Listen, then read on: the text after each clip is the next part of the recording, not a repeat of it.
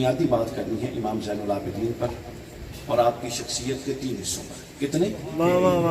سب سے پہلے امام کا تعارف، امام زین العابدین کا تعارف، پھر امام زین العابدین کی سیرت.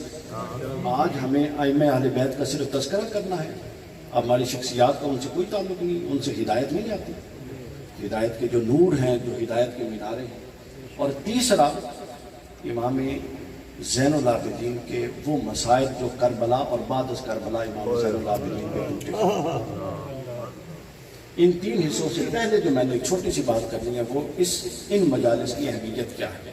قرآن مجید کہتا ہے کہ ایک سورہ شورى کی مشہور آیت آپ نے سنی ہے، لا اسألکم علیہ اجرا الا المودۃ فی القربى.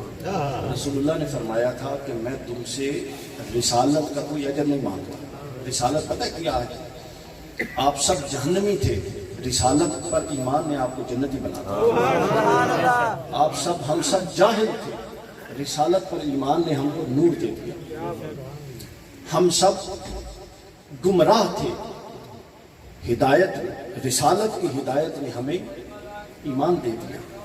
ہم سب اندھے تھے، ہمیں رشتوں کے تقدس کا خیال نہیں تھا، رسالت نے ہمیں رشتوں کا تقدس سمجھا دیا.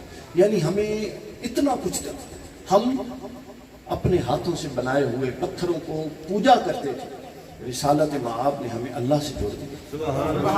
یہ سب کچھ جو رسالت نے کیا ہے، تو پھر یہ پوچھنا بنتا ہے نا رسول اللہ کے قدموں میں بیٹھ کے کہ یا رسول اللہ آپ تو اتنا کچھ کر کے جا رہے ہیں، تو دنیا سے جانے سے پہلے اگر رسول اللہ ہوں بالفرض، ایک ذرا تصور کیجئے اور آپ کو پتہ چلے کہ وہ اب دنیا سے تشریف لے جا رہے ہیں ظاہری طور پہ، تو ہم قدموں سے نہیں لپٹ جائیں گے.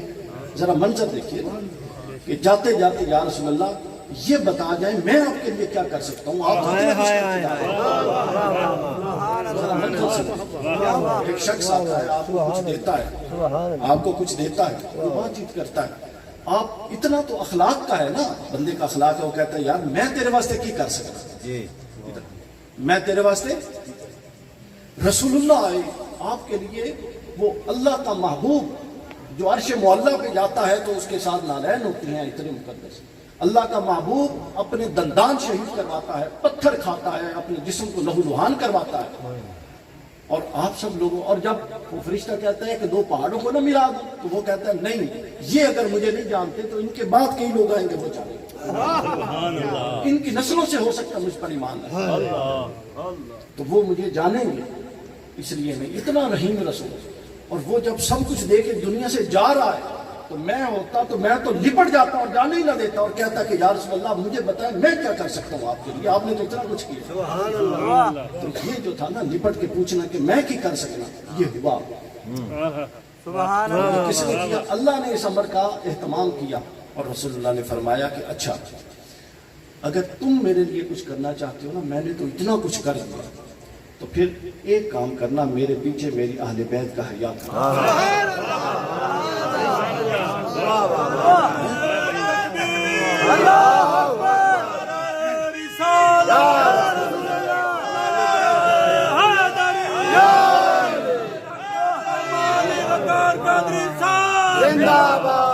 کہا کہ اہل بیت کا حیا کرنا.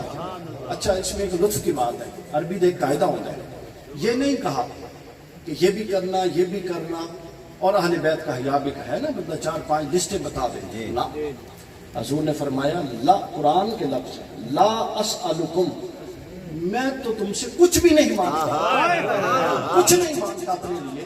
ہاں اگر مجھے محمد رسول اللہ جو اللہ کے رسول ہیں، ہم سب کے نبی ہیں، قبر میں جاتے ہی جن سے ہم نے پیشی ہونی ہے اور وہ پوچھیں گے کہ میں پیچھے حسن اور حسین کو چھوڑ کے گیا، میں تو چھوڑ کے آیا تھا، تم لوگوں کو کہہ کے آیا، تو میں کیا کر سکتا. حضور نے فرمایا کچھ اور نہ کرے، صرف لا اسألکم. یہ جو لا ہوتا ہے نا، لا اسألکم، پہلے نفی کا جو اسلوب آ جاتا ہے، یہ بتاتا ہے کہ اور کسی شے کی کوئی اہمیت نہیں. آپ کلمہ پڑھتے ہیں تو آپ کہتے ہیں لا الہ الا اللہ، میں نے اور کسی نال غرض ہی نہیں، الا اللہ، ہاں اللہ تیرے نال غرض. اسی لیے حضور نے فرمایا لا اسألکم علیہ اجرا، مجھے کچھ نہیں چاہیے تم سے، ہاں اگر چاہیے تو حسن حسین علی اور فاطمہ چھوڑ کے جا رہا ہوں.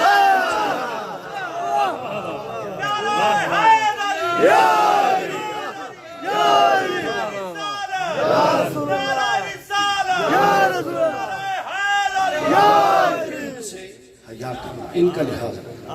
اور پھر اذکرکم اللہ فی اہل بیتی، اذکرکم اللہ، ہر خطبے کے آخر میں میں تمہیں اہل بیت کے بارے میں اللہ کا ڈر دلاتا ہوں، میں تمہیں اہل بیت کے بارے میں اللہ کا خوف دلاتا ہوں. کچھ تو رسول اللہ دیکھ رہے تھے نا کہ بار بار یہ خوف دلاتے تھے، وہی ہم بیان کریں گے کیا دیکھ رہے ہیں. تو یہ مجلس میں عرض کر رہا تھا، میں خطاب سے پہلے یہ نقطہ سمجھا دوں کہ یہ مجلس کیا ہے. ہر بندہ یہ نیت کر لے. ہم آتے ہیں اٹھ کے چلے جاتے ہیں اور بے مقصد سے عمل کر دیتے ہیں. یہ نیت کر لیں کہ باری تعالیٰ میں اس لیے آیا ہوں، اس لیے خرچ کر رہا ہوں اور اس لیے اٹھ کے جاؤں گا کہ یہ مجلس اور یہ دورانیہ جب قیامت کے دن پیش ہوگا تو رسول اللہ کی بارگاہ میں میں اس کو اجر رسالت کے طور پہ پیش کروں گا کہ یا رسول اللہ میں 2023 میں بیٹھ کے آپ کی آل کے لیے اور کچھ نہیں کر سکتا تھا. میں نے ان کا تذکرہ بھی کیا، ان کے تذکرے کی مجلس بھی کی، ان کے دشمنوں پر لعنت بھی کی اور ان کے ذکر سے سینہ ٹھنڈا کیا.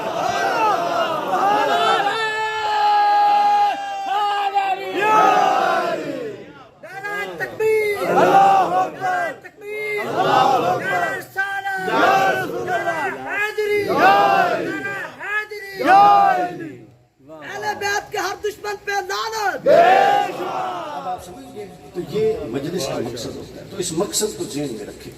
یہ میں نے تقریر کر کے اور آپ نے سن کے چلے نہیں جانا. میں تو یہ نیت کر کے جاتا ہوں اہل بیت کی مجالس میں کہ یہ اجر رسالت کے وہ حصے ہیں جو ہم رسول اللہ کی بارگاہ میں پہنچا رہے ہیں. اور آج جب ہم یہاں پہ اٹھیں گے یہ ختم ہوگی مجلس، تو یہ سارا کا سارا اجر جس کی جو نیت ہے وہ نیتوں کے ساتھ، اللہ اور اس کا رسول نیتوں کو جاننے والا ہے، نیتوں کے ساتھ یہ شے رسول اللہ کی بارگاہ میں پہنچ جائے گی کہ یا رسول اللہ آج ایک انجمن تھی، اس کے چند لوگ تھے، یہ ایک ٹوٹا پھوٹا گھر تھا، اس میں چند ٹوٹے پھوٹے گناہگار تھے، ایک سب سے جو گناہگار اور کمین آیا تھا وہ آپ کی حال کا تذکرہ کرتا تھا. اب بتائیے ان کے بارے میں کیا فیصلہ ہے؟ ذرا منظر آپ دیکھ سکتے ہیں کیا فیصلہ ہے. تو یہ وہ اس لیے قبولیت کے لیے ہم کرتے ہیں. اور تو ہماری چولی اور ہمارے دامن میں کوئی شے نہیں ہے، نہ کسی شے کو ہمیں اتنا یقین ہے کہ اس کو پیش کر سکیں. لیکن یہ ایسی شے ہے کہ اس کے بارے میں کم از کم اتنا یقین ہے کہ اور کوئی راضی ہو یا نہ ہو، قبول کرے نہ کرے، رسول اللہ کی بارگاہ میں آل رسول کا ذکر رد نہیں ہو سکتا. وہ قبول ہی قبول ہے، مقبول ہی مقبول ہے. اب ہم آگے چلتے ہیں. اچھا، قرآن مجید نے اس کا ایک اور بھی مقصد بیان کیا. میں ان کا مقصد تھوڑی گل کر لیں. ہمارے چونکہ نوجوان بیٹھے ہیں، سوشل میڈیا کا دور ہے، تو یہ چیزیں آپ لوگ یہ چیزیں لگایا کریں جب دوسرے ناس بھی لوگ دوسری چیزیں لگاتے ہیں. تو دوسرا مقصد قرآن نے پوچھا، انہیں کہ یار جب قرآن ہمیں بار بار پکار کے سوئے ہوئے کو جھنجھوڑ کے کہتا ہے کہ اٹھو اے مقصد پورے کرو، ایسی نا رسول دی یہ ہوتا ہے مقصد پورا کریے، اجر رسالت نہ دے گی. اگلا مقصد کیا قرآن کہتا ہے؟ قرآن مجید نے فرمایا، اللہ فرمایا انما یرید اللہ یذھب عنکم الرجس اہل البیت. اللہ فرماتا ہے کہ رسول سارے پاک وہ چلے گئے. رسول کے بعد میں نے ایک طبقہ ایسا بنایا جس کی پاکی میری طرف سے نازل شدہ ہے.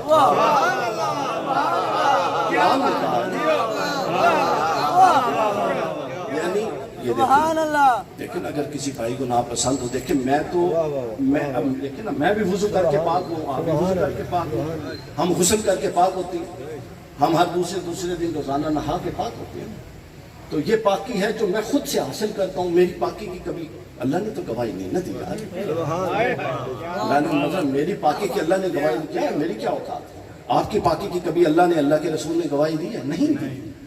لیکن جب پوری زمین پر پھرے، اس پورے ارتھ پر، یونٹ پر پھرے، تو آپ کو نبیوں کے بعد، نبی تو سارے معصوم گزر گئے، نبیوں کے بعد نہیں، نبیوں کے بعد بھی 5 بندے ایسے ملتے ہیں زمین پہ چلتے ہوئے جن کے بارے میں اللہ نے کہا میں گواہی دیتا ہوں کہ یہ ان کا ظاہر بھی پاک ہے، باطن بھی.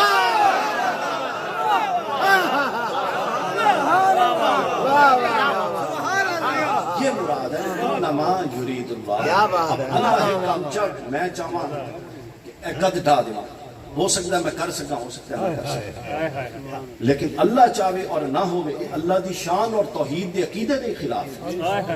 تو لہٰذا اللہ نے کیا، اللہ نے کہا میں چاہتا ہوں، میں نے کر دیا، وہ ہو گیا. کیا ہوا؟ پاک ہوا. اب وہ پاک 5 لوگ زمین پہ پھرتے ہیں. رسول اللہ نے فرمایا، بہت ساری حدیث ہے، میں اس میں نہیں پڑھنا چاہتا، میں نے واپس آنا ہے موضوع کی طرف. اس طرف نہیں جانا چاہتے. اچھا تو اب پاک ہونا کہ دی خواہش نہیں ہے دسو, اور اس دنیا تو پاک جامنا قبر دے وچ کہ دی خواہش ہے. تو پاک تاں ہی ہو سو نا, ناپاک نال جوڑ کے تو پاک ہوں رہے.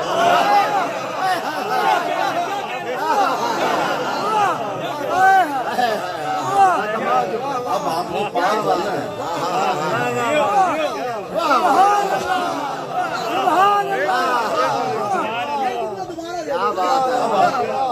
پاک ہونا چاہتے ہیں تو ظاہر ہے کسی پاک سے جڑیں گے تو پاک ہوں گے. تو یہ مجلس ہم اس لیے کرتے ہیں کہ ان میں پاکوں کا تذکرہ ہو, تاکہ اس کا تذکرہ سن کے ان کا ہم بھی جڑ جائیں, اور نہ صرف ہم جڑیں, اپنے بچوں کو بھی بتائیں کہ یہ پاک ہے, ان سے جڑ کے رہیں. نعرہ تکبیر, نعرہ رسالت, ہاتھ چوکے بولو, سارے بولو نعرہ حیدری, پانچ نعرے پائتری, سوالت نعرہ حیدری, حیدری.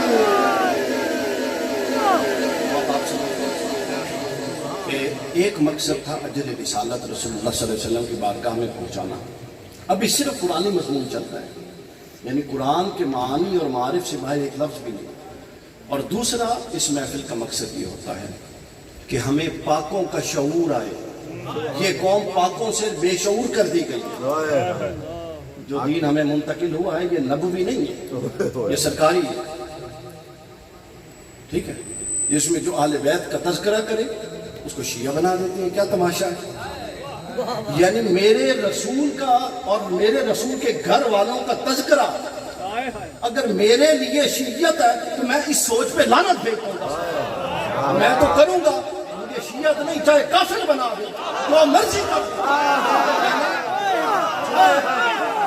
چونکہ میں نے جب قبر میں جانا ہے تو میں نے یہ لنڈی مٹھیار مولویوں سے نہیں ملنا, میں نے رسول اللہ کا ساتھ.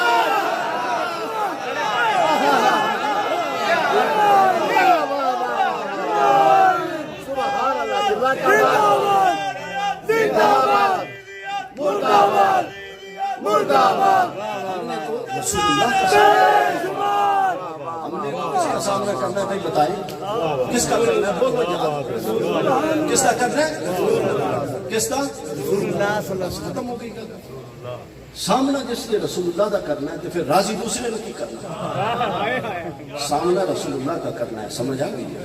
تو لہذا جب اگر میرے پر کوئی میری رسول کی آل کا ذکر پہ پابندی لگائے گا تو میں اس پابندی کو جوتے کی نوک کے نیچے ہماری اگلی نسلوں کو آل رسول کے تذکرے سے محدود کرنا چاہتے ہیں. کیا ظلم ہو گیا, یہ کیا بات ہو گئی؟ یہ اور دیکھیں اس کے ساتھ صحابہ کرام کا کیا ٹکراؤ ہے. صحابہ کرام ہمارے سروں کی تاج, ان کی عزت سمجھیے. لیکن آل رسول کا تو امام احمد ابن حنبل کہتے ہیں آل رسول پہ تو کسی کو قیاس ہی نہیں کیا جا سکتا, قیاس ہی نہیں کیا جا سکتا. اور مجھے ایک بات بتائیں, یہ جو میں حدیثیں ابھی پڑھوں گا آپ لوگ پڑھتے ہیں, ابھی پیچھے میں نے سنی پڑھی گئی, علی منی وانا من علی, حسین منی, حسین جناب جنتوں کے شہزادے. یہ ساری حدیثیں آپ کو کس نے بتائی ہیں؟ یہ ساری حدیثیں صحابہ کرام نے بتائی ہیں, تو ہم تک پہنچی ہیں نا. لہٰذا اب اگر کوئی اس پر قدغن لگائے گا وہ رسول اللہ کا بھی باقی ہے, اہل بیت کا بھی باقی ہے, صحابہ کا بھی باقی ہے.